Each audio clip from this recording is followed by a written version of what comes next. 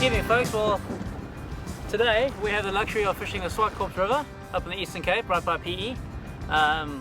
Chris Schultz is very kindly going to help us around and show us where to fish. A place like this is very spot specific on where and how to fish. Keith is joining me as well. We're going to give those grunts a bit of a crack just now, and yeah, thanks for joining me, bud. Looking forward to it. Light Chris, water, thank you very much, bud. light tackle surface action, so it should be exciting. 1 meter. Alright guys, what Chris has actually done for us, he's positioned us just upwind one of these shallow banks. Now believe it or not, I've heard about it, I actually haven't seen it, and I want to see it to believe it. You catch grunts on top water lures here. Now I've never actually heard of that in my entire life. So yeah, we're going to give it a crack, and apparently Chris was telling us not to be shy on the size of the lure. We'll see what we're throwing just now. Okay, well, this kind of fishing, the tackle I've gone for this little Daiwa Mega Force 7'2" light foot spinning rod. Alright, it's got a very soft tip, sensitive. Generally, you're not fishing with giant fish, but you can pull decent fish with this sort of outfit. But it's light tackle fishing, so we're going light tackle. Alright. With that, I've got a little Crossfire 2500, and on that I've got 15-pound braid. It's just a very light, versatile outfit. You can pretty much do everything with. Okay guys, I'm fishing a nice light outfit. It's a Daiwa Caldea with 14-pound braid, and I've got a Daiwa Accelo rod, 8 foot, nice and light, nice and tippy. And what I've loaded is 14-pound braid, obviously, as I said. And as you can see, all I've done is I've put a little bimini.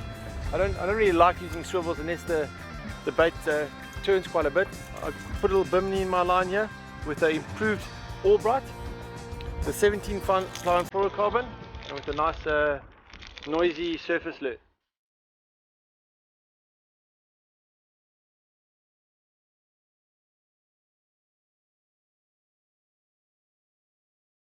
Okay, Chris has brought us to an area where there's a bit of a hole. We're going to target some cobbies here, and there's a whole area over here which is a little deeper, and there's some pickups. It actually gets shallows out as we go along the drift. We're just going to drift this edge and work it slowly, and hopefully we'll get a fish.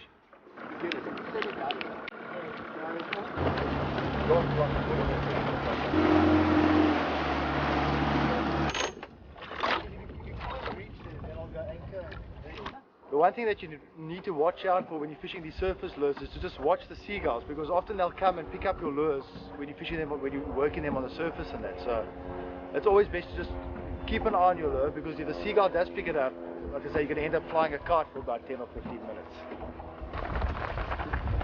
Not a big fish, but finally managed to entice something to take the little plug.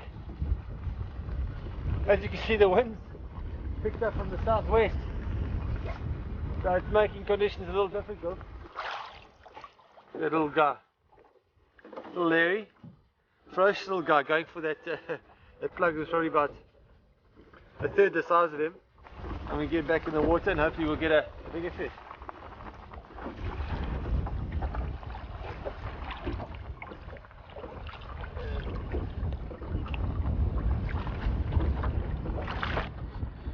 Taking it light.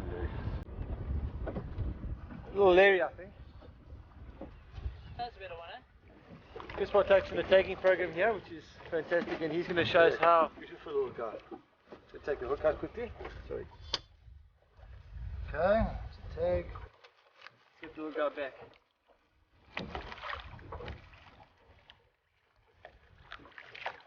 Off he goes. Springer. Good check. Hey, lovely stuff.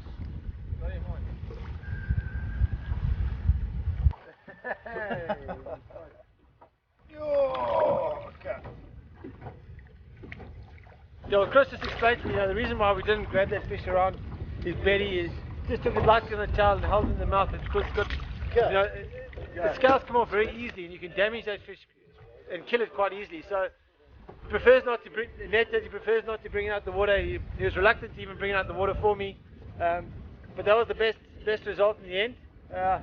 We count him. He's a counted fish, and that was fantastic. A lot of fun.